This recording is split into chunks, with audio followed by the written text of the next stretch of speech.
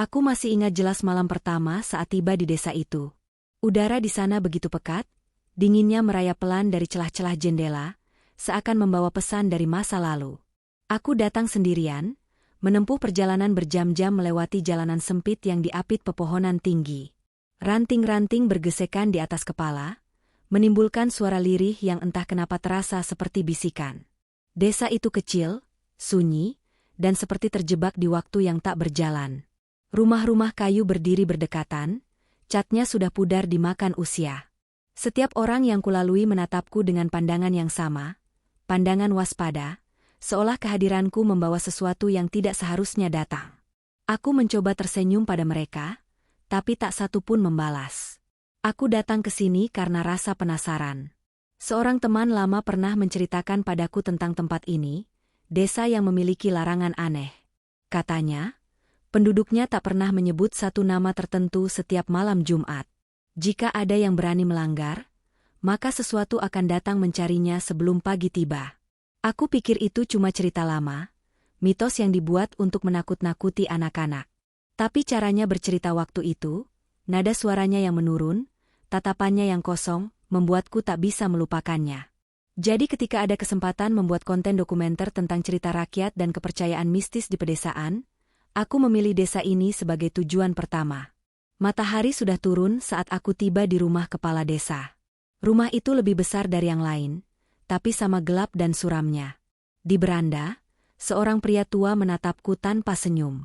Wajahnya keras, dengan sorot mata tajam seperti sedang menilai apakah aku pantas diterima di sini atau tidak. "Selamat malam, Pak," sapaku, mencoba ramah. "Saya Raka, jurnalis independen. Saya datang untuk..." "Aku tahu kenapa kau datang," potongnya pelan. Suaranya berat dan datar. "Tapi dengar baik-baik, kalau kau masih ingin hidup sampai pagi, jangan pernah menyebut namanya malam ini. Atau malam Jumat manapun." Aku terdiam. Kalimat itu seperti pisau dingin yang menusuk udara di antara kami. "Namanya siapa, Pak?" tanyaku, setengah bercanda untuk mencairkan suasana. Ia langsung menatap tajam, dan entah kenapa aku merasa tengkuku menegang. "Jangan bertanya tentang dia," katanya lirih. "Cukup tahu larangannya. Itu saja." Aku mengangguk, meski rasa ingin tahuku justru semakin besar. Kepala desa lalu menuntunku ke rumah kecil di tepi sawah, tempatku akan menginap selama beberapa hari. Rumah itu sederhana, tapi cukup bersih. Di dalamnya hanya ada ranjang bambu, meja kayu, dan satu lentera minyak yang bergoyang pelan saat angin lewat. Sebelum pergi, kepala desa sempat menoleh sekali lagi. "Ingat pesanku, Raka. Saat malam Jumat tiba, jangan buka jendela. Jangan menatap keluar. Dan yang paling penting, jangan sebut namanya." Aku mengangguk lagi, pura-pura paham, padahal pikiranku justru sibuk memutar kemungkinan. Siapa dia yang mereka takuti? Mengapa sebuah nama bisa membuat orang-orang di sini begitu ketakutan? Malam itu aku mencoba merekam beberapa video pembuka untuk dokumenterku. Kamera kuletakkan di atas tripod, dan aku mulai berbicara dengan nada ringan. "Sekarang aku berada di sebuah desa terpencil yang punya larangan unik," katanya, menyebut satu nama tertentu saat malam Jumat bisa membawa bencana. Suara jangkrik terdengar nyaring. Angin bertiup membawa aroma tanah basah. Aku menatap kamera lagi, lalu tersenyum tipis. Jujur, aku tidak percaya hal-hal seperti itu. Tapi siapa tahu, kalau benar ada sesuatu, mungkin malam Jumat nanti aku akan mencobanya. Aku berhenti merekam, lalu menatap keluar jendela. Langit tampak gelap tanpa bintang, hanya bulan separuh yang menggantung redup di balik awan. Desa ini benar-benar terasa berbeda saat malam. Tidak ada satupun lampu menyala di rumah-rumah sekitar. Semua gelap, seolah seluruh penduduk memilih bersembunyi dari sesuatu yang tak kasat mata. Keesokan paginya, aku berjalan-jalan keliling desa. Udara masih berkabut, suara ayam dan anjing terdengar bersahutan. Di tepi jalan, ada seorang nenek duduk di bangku bambu sambil menenun. Aku mencoba menyapa dengan sopan. "Pagi, Nek. Saya baru datang kemarin. Desa ini tenang sekali, ya?" Nenek itu menatapku sebentar, lalu berbisik lirih. "Kau jangan bicara terlalu keras. Nak, telinganya panjang, dia bisa dengar kalau kau menyebutnya. Aku terpaku. Dia? Maksud nenek siapa? Nenek itu langsung menunduk. Tangannya bergetar kecil. Jangan tanya lagi. Malam Jumat sudah dekat. Kalimat itu membuat bulu kuduku berdiri. Aku belum tahu apa yang sebenarnya terjadi di sini, tapi aku bisa merasakan sesuatu yang tidak beres. Seolah udara desa ini menyimpan rahasia besar yang siap meledak kapan saja. Saat aku kembali ke penginapan sore itu, angin mulai bertiup kencang. Langit berubah kelabu, suara petir terdengar jauh di arah gunung. Aku menutup jendela dan menyalakan lentera, mencoba menulis catatan tentang apa yang kutemui hari ini. Tapi saat pena mulai menari di atas kertas, tiba-tiba terdengar suara ketukan pelan di jendela. Tok, tok, tok. Aku menatap ke arah jendela, tapi tak ada siapa-siapa. Hanya kain tirai yang bergerak lembut. Aku mencoba mengabaikannya, mengira itu cuma ranting atau hewan kecil. Tapi tak lama kemudian, suara itu terdengar lagi. Tok, tok, tok, lebih keras kali ini. Aku berdiri perlahan, melangkah mendekat, lalu menyingkap tirai dengan hati-hati. Tak ada siapapun. Tapi di luar sana samar-samar, aku mendengar suara perempuan tertawa pelan. Tertawa, seperti menunggu seseorang memanggilnya. Kalau kau masih di sini dan berani nonton sampai detik ini, berarti kau punya nyali lebih besar dari kebanyakan orang. Tapi sebelum lanjut ke kisah berikutnya, aku ingin kau lakukan satu hal. Tekan tombol like, biar aku tahu kamu siap untuk bagian selanjutnya. Jangan lupa subscribe, karena kisah ini belum selesai. Masih ada sesuatu yang belum bangun sepenuhnya di desa itu. Dan kau pasti ingin tahu apa yang akan terjadi setelah malam Jumat tiba. Dan kalau kau punya firasat, tulis di kolom komentar. Menurutmu, siapa sebenarnya dia yang namanya tak boleh disebut malam itu? Malam berikutnya datang lebih cepat dari yang kukira. Angin bertiup kencang, menggoyangkan daun-daun bambu di belakang rumah. Lentera di sudut meja bergoyang, cahayanya menari-nari di dinding seperti bayangan yang ingin bicara. Aku duduk sendirian, memandangi catatan kecil di tanganku. Di sana kutulis beberapa hal yang kudengar dari warga hari ini, potongan-potongan cerita yang tak saling menyambung, tapi semuanya mengarah pada satu hal. Nama itu, nama yang dilarang disebut setiap malam Jumat. Aku mencoba merangkai benang merahnya, tapi semakin kupikirkan, semakin kabur rasanya. Seakan desa ini punya dua sisi, yang bisa kulihat dan yang tak terlihat. Jam di dinding menunjukkan pukul 8 malam. Suara jangkrik semakin keras.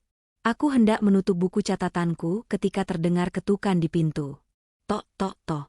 Aku menatap ke arah pintu. Suaranya pelan tapi ritmis, seperti seseorang mengetuk dengan ujung kuku. Aku berdiri perlahan dan mendekat. Siapa? Tanyaku. Tak ada jawaban. Kupasang telinga lebih dekat. Di balik pintu hanya terdengar hembusan angin dan desis halus. Seperti seseorang sedang berbisik terlalu dekat tapi terlalu pelan untuk dimengerti. Aku menelan ludah. Tangan kiriku memegang gagang pintu, tapi entah kenapa terasa dingin sekali. Saat aku hendak membukanya, suara langkah kaki terdengar menjauh. Lalu hening. Aku menarik napas panjang, mencoba menenangkan diri. Mungkin cuma warga, gumamku. Tapi bahkan suaraku sendiri terdengar aneh malam itu, seperti tak keluar dari tenggorokan. Aku memutuskan keluar sebentar untuk melihat sekitar. Lentera kecil kubawa keluar, angin langsung menampar wajahku, membawa aroma tanah basah bercampur asap kayu. Jalan di depan rumah gelap, hanya cahaya bulan yang samar menembus awan. Aku melangkah pelan. Di kejauhan, terlihat beberapa rumah masih menyala redup. Tapi tak ada suara manusia. Tak ada anak-anak, tak ada orang berbincang. Semua tertutup rapat. Ketika aku menatap ke arah sawah, sesuatu bergerak. Cepat sekali. Seperti bayangan yang berlari menyeberang di antara batang-batang padi.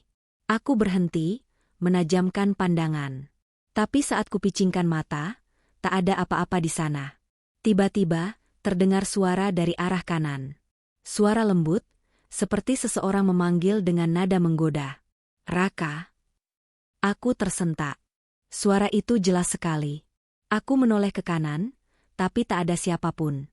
Hanya angin dan suara serangga malam. Aku mencoba menenangkan diri, menyalakan senter di ponselku. Cahaya putihnya menembus gelap, tapi hanya memantulkan kabut tipis di udara. Sekilas, aku melihat sesuatu berdiri di pinggir sawah. Samar, seperti siluet perempuan dengan rambut panjang terurai. Tapi saat aku mengarahkan cahaya ke sana, kosong. Aku berlari kembali ke dalam rumah, menutup pintu cepat-cepat. Nafasku tersengal. Aku duduk di lantai, menatap lentera yang kini hampir padam. Api kecilnya bergetar setiap kali angin lewat dari celah papan. Di luar, suara jangkrik berhenti, digantikan suara aneh, seperti seseorang menyeret sesuatu berat di atas tanah. Desa ini bukan tempat biasa. Aku mulai yakin akan hal itu. Keesokan harinya, aku menemui seorang lelaki muda di warung kecil dekat balai desa. Namanya Darman, salah satu dari sedikit orang yang mau bicara denganku. Suaranya pelan, matanya terus mengawasi sekeliling. "Kau semalam dengar seseorang memanggil namamu?" tanyanya tiba-tiba. Aku menatapnya heran. "Kau tahu?" Ia menelan ludah. "Kalau kau dengar itu malam Jumat, jangan jawab. Sekalipun kau yakin tahu siapa yang memanggil, jangan pernah balas." Aku diam. Kata-katanya terasa seperti peringatan, tapi juga pengakuan. "Dia dulu tinggal di sini," lanjut Darman. "Gadis muda, cantik, tapi nasibnya buruk. Orang-orang bilang dia membawa sial. Setiap kali panen gagal, mereka menyalahkannya. Sampai akhirnya..." Ia berhenti bicara, menunduk. "Sampai akhirnya apa?" tanyaku pelan. "Dia dikurung. Di rumahnya sendiri. Malam itu, malam Jumat juga. Sejak saat itu, siapapun yang menyebut namanya akan didatangi. Bukan untuk menyakiti, tapi untuk diingat. Katanya dia tak mau dilupakan." Aku menatap Darman lama. "Tapi kenapa dilarang menyebut namanya kalau dia hanya ingin diingat?" Ia menatapku balik, matanya kosong. "Karena setiap kali dia diingat, dia kembali." Kata-kata itu menggema lama di kepalaku. Sore itu, aku berjalan pulang dengan pikiran penuh. Angin sore terasa dingin, kabut mulai turun lebih cepat dari biasanya. Di ujung jalan, kulihat kepala desa berdiri menatapku. "Kau bicara dengan Darman?" tanyanya datar. Aku mengangguk. Ia mendekat. "Berhentilah menggali. Ini bukan cerita untuk orang luar. Kalau kau masih terus mencari, dia akan tahu kau ada di sini." Aku tak menjawab. Tapi jauh di dalam hati, aku tahu sudah terlambat untuk berhenti. Malam itu, aku menatap kamera di depanku. Layar kecilnya memantulkan wajahku yang lelah tapi bersemangat. "Sekarang aku tahu sedikit tentang siapa yang mereka takuti," kataku perlahan. "Tapi belum ada yang mau menyebut namanya. Mungkin kalau aku sebut sendiri malam Jumat nanti, aku akan tahu kebenarannya." Aku tersenyum tipis. Tapi di pantulan layar, di belakangku, seolah ada bayangan lain ikut tersenyum. Hari berganti, dan waktu berjalan lambat di desa itu. Setiap langkah terasa berat, setiap suara seperti bergema terlalu lama. Aku mulai merasakan sesuatu yang tidak bisa dijelaskan dengan logika. Udara desa ini seolah hidup, memandang, mengintai, menunggu. Pagi itu aku terbangun karena suara langkah di luar rumah. Pelan, teratur, seperti seseorang berjalan mengitari bangunan kecil tempatku menginap. Aku membuka pintu perlahan, tapi tak ada siapapun. Hanya jejak sepatu basah di tanah, memutari rumah, lalu berhenti tepat di bawah jendela kamarku. Aku menatap jejak itu lama. Ukurannya kecil, mungkin milik seorang perempuan. Tapi siapa yang berjalan mengelilingi rumahku sepagi ini? Dan kenapa jejaknya hanya satu arah, tanpa jejak kembali? Sampai siang, aku tidak tenang. Setiap suara ranting patah membuat jantungku berdegup. Aku memutuskan untuk kembali menemui Darman, tapi warung tempat kami berbicara kemarin sudah tutup. Seorang anak kecil yang lewat hanya berkata singkat, "Bang Darman sakit, Mas." Katanya semalam dia demam tinggi, terus ngomong sendiri. Aku ingin menemuinya, tapi warga melarang. Mereka bilang lebih baik aku tetap di rumah dan menunggu kepala desa malam nanti. Katanya, ada hal penting yang harus kubicarakan dengannya sebelum malam Jumat datang. Menjelang sore, langit mulai berubah warna. Awan menggantung rendah, angin bertiup pelan membawa aroma anyir yang samar. Aku duduk di beranda, memperhatikan sawah di kejauhan. Di antara kabut tipis, kulihat sesuatu bergerak perlahan. Seperti seseorang berjalan di pematang, rambutnya panjang terurai. Aku menatap lama. Tapi begitu aku berkedip, sosok itu hilang. Malam pun turun. Lentera kembali menyala di sudut ruangan, memberi cahaya kekuningan yang menenangkan sekaligus menakutkan. Di luar, sunyi mutlak. Bahkan jangkrik pun seakan ikut diam. Tepat pukul 8, pintu rumah diketuk. Suara ketukan itu berat dan tenang. Aku membuka, dan kepala desa berdiri di sana, membawa tongkat kayu dan selembar kain lusuh di tangannya. "Kau sudah dengar banyak, Raka," katanya. "Tapi belum semuanya." Ia masuk tanpa menunggu izin. Tatapannya tajam, tapi wajahnya terlihat letih.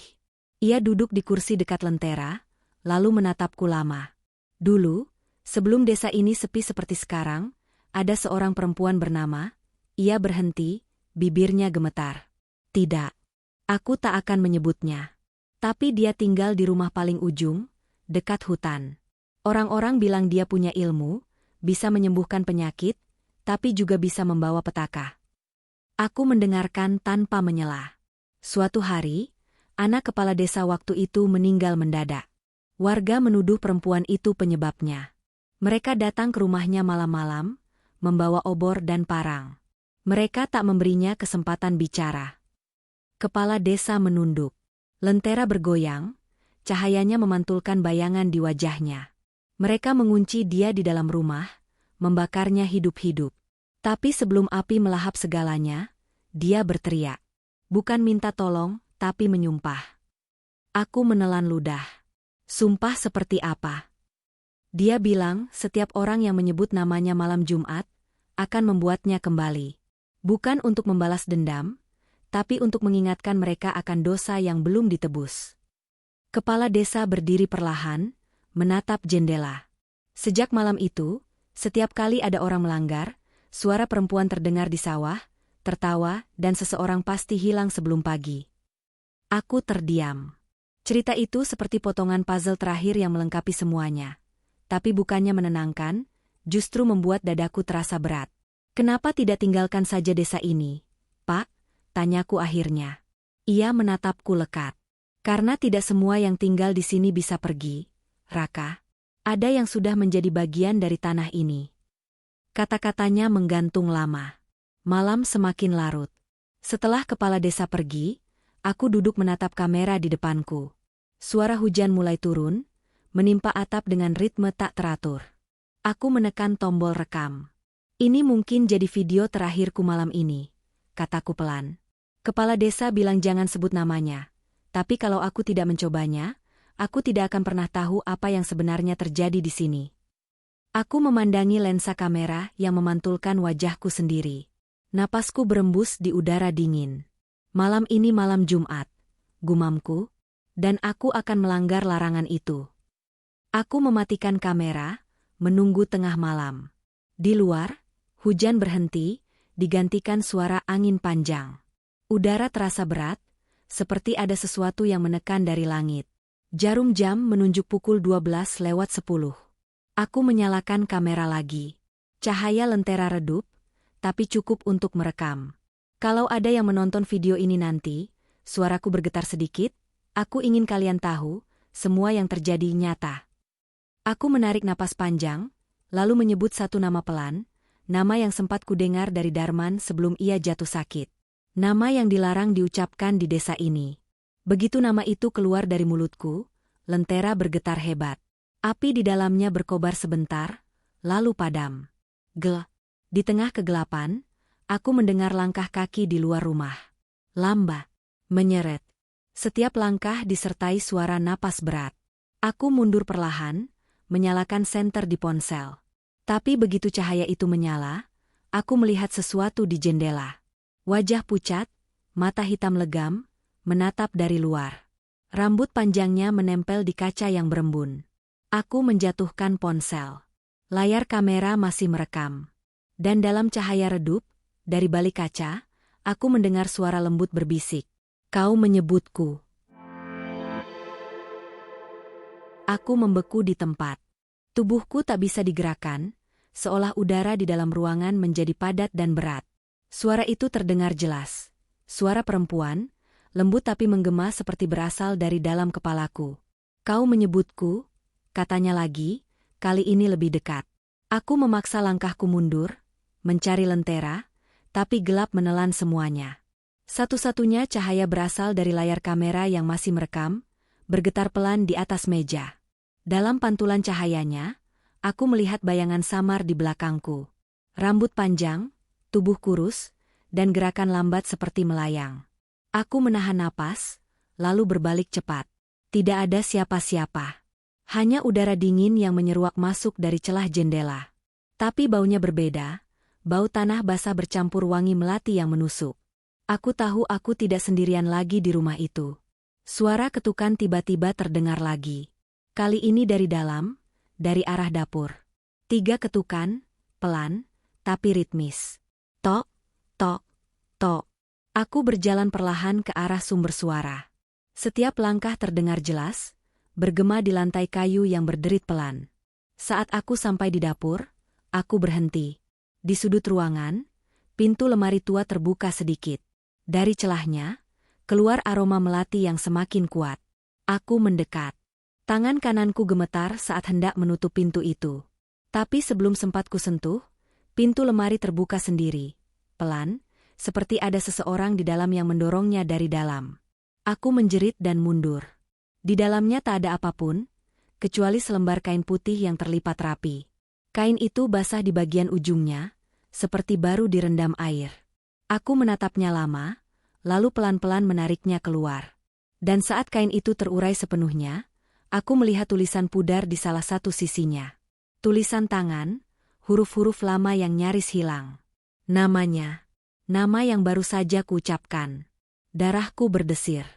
Aku menjatuhkan kain itu, tapi di saat yang sama, udara di sekitarku berputar. Lentera padam total, suara angin berubah seperti bisikan ribuan orang yang berbicara bersamaan. Aku menutup telinga, tapi suara itu menembus kepalaku. Kenapa kau panggil aku? Kenapa kau ingat aku? Aku berlari ke kamar, menyalakan kamera lagi dengan tangan gemetar. Layar menunjukkan wajahku sendiri. Pucat, mata lebar, napas terengah. Tapi di belakangku, di pantulan jendela, ada sosok berdiri diam. Perempuan dengan kepala sedikit miring, matanya kosong tapi tersenyum. Aku menoleh spontan. Tak ada siapapun. Tapi saat kulihat lagi ke layar, dia masih di sana. Lebih dekat. Aku menjatuhkan kamera, berlari keluar rumah. Hujan turun deras, petir menyambar di kejauhan. Aku berlari tanpa arah melewati jalan setapak, melewati sawah yang kini dipenuhi kabut. Di setiap langkah, aku merasa seperti ada yang mengikutiku dari belakang. Setiap kali aku berhenti, suara langkah lain ikut berhenti. Setiap kali aku menoleh, tak ada siapapun. Tapi napas dingin terasa di leherku. Sampai akhirnya aku melihat cahaya di kejauhan. Rumah kepala desa. Aku berlari ke sana secepat mungkin. Begitu sampai, aku mengetuk pintu keras-keras. Pak, tolong buka. Pak. Tak ada jawaban. Aku terus mengetuk hingga pintu akhirnya terbuka sendiri. Perlahan. Di dalam gelap. Hanya satu lilin kecil menyala di atas meja. Kepala desa duduk di kursinya, menatap kosong ke arahku. Wajahnya pucat, matanya tak fokus. Dia datang, kan? Suaranya serak. Aku mengangguk cepat, hampir menangis. Apa yang harus saya lakukan? Bagaimana cara menghentikannya? Kepala desa menatapku lama, lalu perlahan berdiri. Tidak ada yang bisa menghentikan dia. Kau sudah memanggilnya, dan sekarang dia tahu siapa kau. Aku tertegun. Tidak mungkin, pasti ada cara. Ia menggeleng. Dia bukan arwah jahat, Raka. Dia hanya haus akan diingat. Tapi setiap kali seseorang mengingatnya, dia kembali dengan wujud yang lebih kuat. Lalu ia menatap ke arah pintu, matanya melebar. Dan sekarang dia sudah di sini. Aku menoleh cepat. Di ambang pintu, terlihat sosok perempuan itu.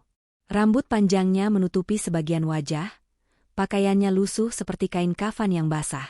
Setiap langkahnya meninggalkan jejak air di lantai kayu. Kepala desa mundur perlahan. "Kau tak seharusnya ke sini," katanya pelan, hampir seperti doa. Sosok itu berhenti, menundukkan kepala, lalu mengangkat wajahnya perlahan. Matanya kosong, tapi dari mulutnya keluar bisikan yang membuat seluruh bulu kuduku berdiri. "Raka." Aku memundurkan tubuh, tapi lantai di bawahku berderit keras, seolah menahanku di tempat. "Kenapa kau sebut aku? Aku hanya ingin diingat, bukan dipanggil." Suaranya lirih tapi mengguncang udara. Aku bisa merasakan jantungku berdetak di telinga. Kepala desa mencoba membaca doa, tapi lilin di meja padam seketika. Dalam gelap itu, terdengar jeritan. Suara benda jatuh. Dan kemudian sunyi. Aku meraba mencari jalan keluar, tapi dinding terasa seperti menutup. Rumah itu berubah seperti labirin. Aku menabrak sesuatu, sepertinya tubuh seseorang, dan ketika kusorot dengan cahaya ponselku, aku melihat kepala desa sudah terbaring di lantai. Matanya terbuka lebar, tapi tidak bergerak lagi. Aku mundur.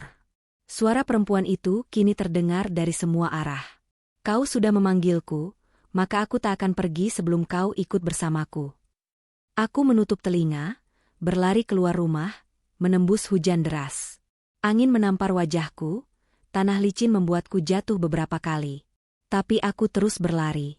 Hingga akhirnya, aku sampai di tepi hutan. Aku berhenti, menatap gelap di depanku. Di antara pepohonan, kulihat bayangan perempuan itu berdiri diam. Tidak mendekat, tidak pergi. Hanya menatapku, seolah menunggu sesuatu. Dan di tengah hujan deras malam itu, aku sadar apapun yang terjadi selanjutnya, aku sudah menjadi bagian dari kisah yang seharusnya tidak pernah kuceritakan. Hujan terus turun tanpa henti, deras dan dingin, menampar wajahku seperti ribuan jarum halus. Aku berdiri di tepi hutan, terengah, tubuh gemetar di antara rasa takut dan kelelahan. Suara langkah itu masih ada di belakangku, meski samar tertelan hujan. Pelan tapi pasti. Aku menoleh. Tak ada siapapun, tapi bayangan di antara pepohonan bergerak cepat, terlalu cepat untuk manusia biasa. Aku mundur, kaki terpeleset di tanah basah, tubuhku terjatuh ke lumpur. Saat aku mencoba bangkit, suara itu terdengar lagi, suara perempuan, lembut tapi menghantam seperti badai di telingaku. "Raka, jangan lari." Suara itu datang dari dalam hutan. Aku bisa melihat sekelebat wajahnya di antara ranting gelap, samar diterangi petir. Sekilas terlihat seperti manusia, tapi matanya, tidak. Terlalu hitam, terlalu dalam. Aku berlari tanpa arah, menembus semak, menabrak batang pohon, membiarkan ranting mencakar kulitku. Nafasku berat, tapi aku tahu kalau berhenti, aku tak akan bisa keluar lagi. Aku tidak tahu sudah berapa lama aku berlari sampai akhirnya aku melihat cahaya kecil di depan sana. Seperti lentera.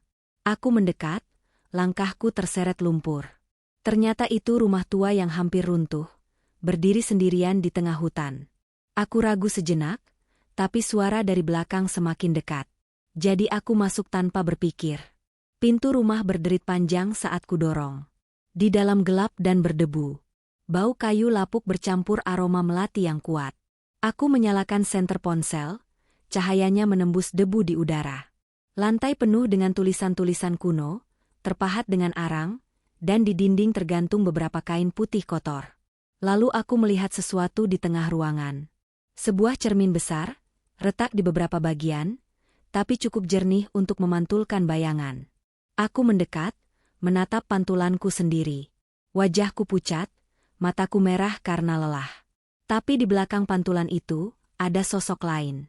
Dia berdiri tepat di belakangku, rambutnya menutupi wajah, kepala miring seperti mencari cahaya. Aku berbalik cepat. Tak ada siapapun, tapi suara langkah kecil terdengar di lantai kayu, seperti seseorang berjalan mengitari cermin dari sisi lain. Aku menatap cermin itu lama. Lalu, sesuatu muncul di permukaannya, tulisan kabur seperti uap. "Kau sudah memanggilku, maka dengarkan ceritaku." Aku terpaku. Suara lembutnya kembali terdengar. Kini bukan dari luar, tapi dari dalam cermin itu sendiri. Dulu aku hanya gadis biasa, aku menolong orang yang sakit. Aku menyembuhkan luka dengan daun dan doa. Tapi mereka bilang aku pembawa sial, mereka takut. Karena setiap kali aku menyembuhkan seseorang, orang lain mati di hari yang sama. Aku bisa mendengar napasnya, pelan, seolah berbicara langsung ke telingaku. Mereka datang malam itu, membawa obor dan parang. Aku berteriak, tapi tak ada yang mau dengar. Mereka bilang aku harus pergi, agar desa aman.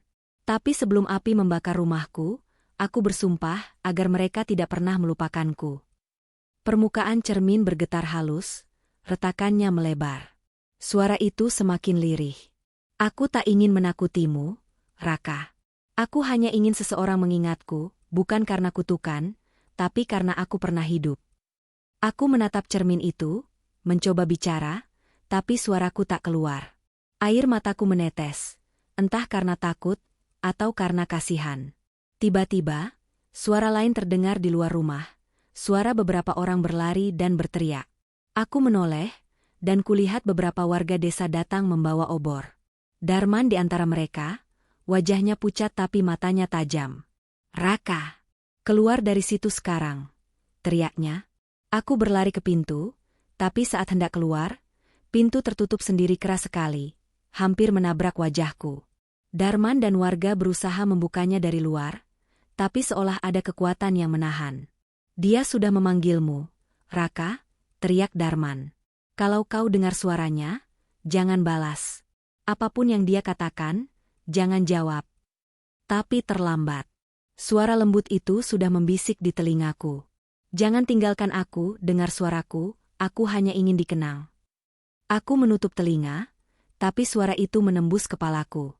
Cermin di tengah ruangan kini bersinar samar, seperti memanggilku untuk mendekat. Di permukaannya muncul bayangan perempuan itu lagi, matanya memandang penuh kesedihan. Aku tak tahu apa yang mendorongku, tapi aku melangkah mendekat. Tanganku hampir menyentuh permukaan cermin. Udara di sekeliling mulai bergetar, suara angin berputar seperti badai. Dari luar, Darman berteriak, Raka, jangan sentuh cerminnya. Itu pintu antara dunia kita dan dia. Tapi aku sudah tak bisa mendengar dengan jelas. Suara perempuan itu menenangkan, lembut seperti nyanyian yang membuatku lupa pada segalanya. Kalau kau pergi, aku sendirian lagi. Tanganku menyentuh permukaan cermin.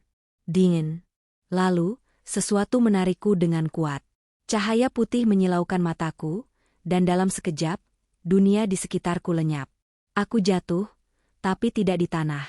Seperti melayang dalam ruang kosong yang tak punya arah.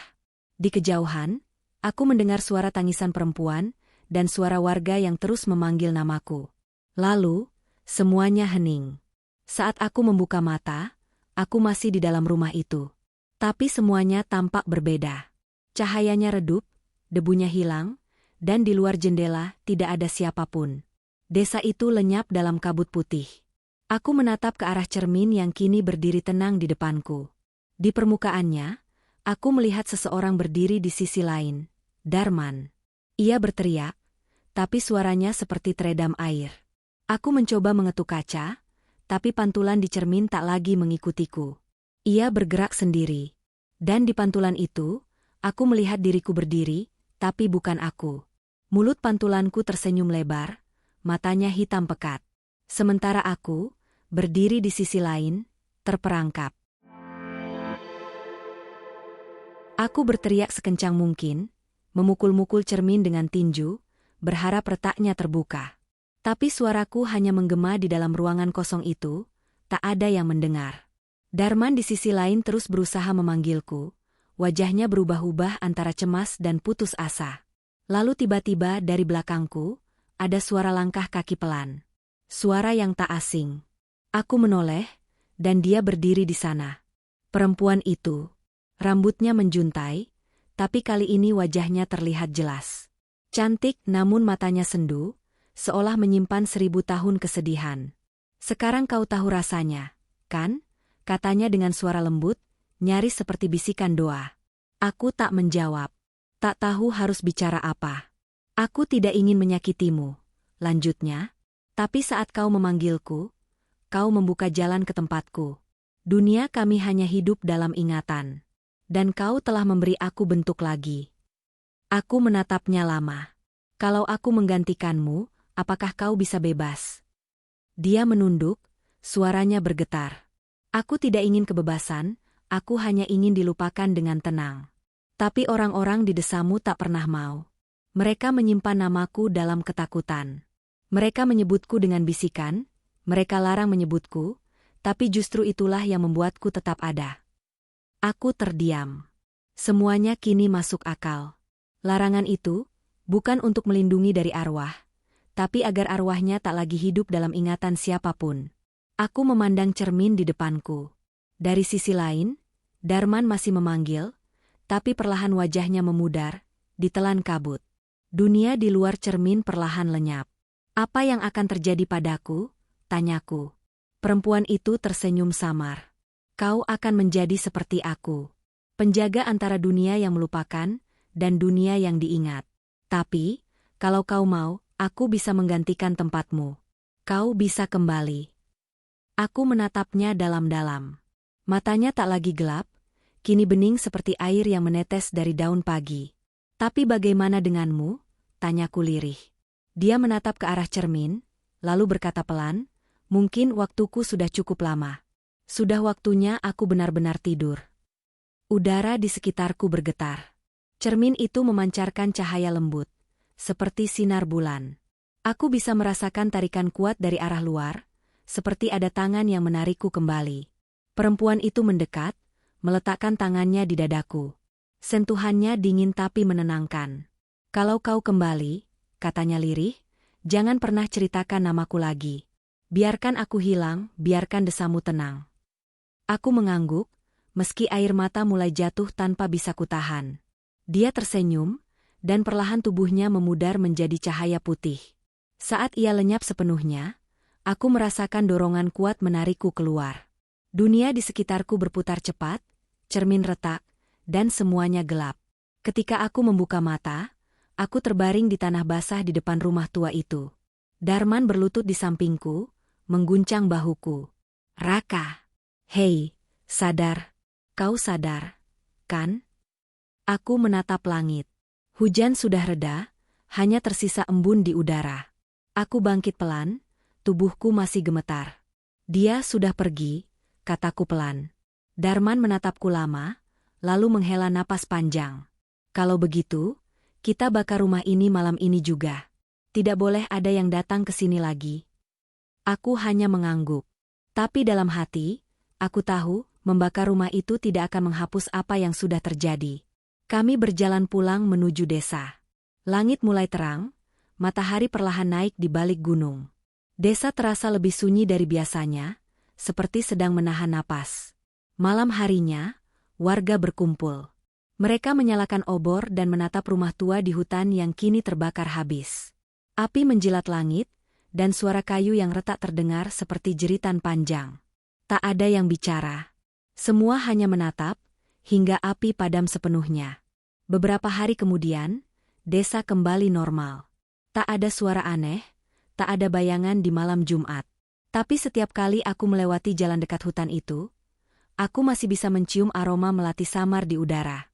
Dan di malam tertentu, saat angin bertiup dari arah utara, aku bisa mendengar bisikan lembut yang memanggil namaku.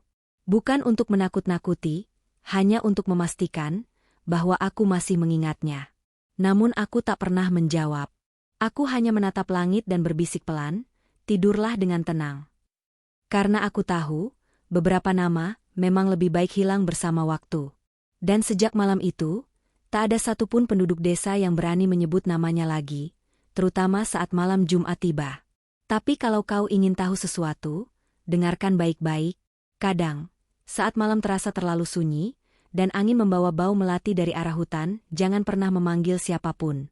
Jangan ucapkan namanya, bahkan dalam hati. Karena siapa tahu, dia masih mendengarkan. Cerita selesai.